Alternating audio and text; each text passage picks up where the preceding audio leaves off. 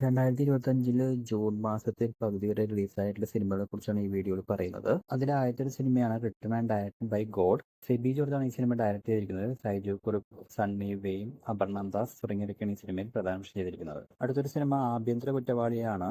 ആസിഫ് അലി, തുളസി, ജഗദീഷ് തുടങ്ങിയവരൊക്കെയാണ് ഈ സിനിമയിൽ പ്രദാനം ചെയ്തിരിക്കുന്നത്. തെളിവ് സഹിതം എന്ന് പറയുന്ന സിനിമയാണ് മറ്റൊരു സിനിമ.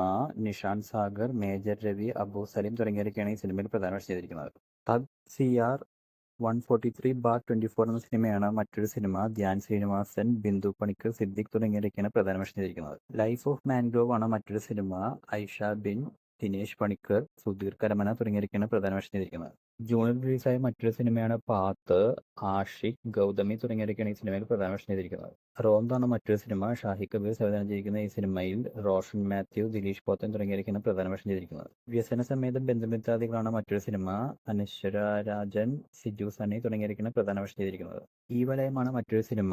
ആഷ്ലി, രഞ്ജി പണിക്കർ, മുത്തുമണി തുടങ്ങിയവരൊക്കെയാണ് പ്രധാന വേഷം ചെയ്തിരിക്കുന്നത്. നേരറിയ നേരത്താണ് മറ്റൊരു സിനിമ. അഭിറാം, ഷിബ്ല, സ്വാതി ദാസ്, ശ്വേത തുടങ്ങിയവരൊക്കെയാണ് പ്രധാന വേഷം ചെയ്തിരിക്കുന്നത്.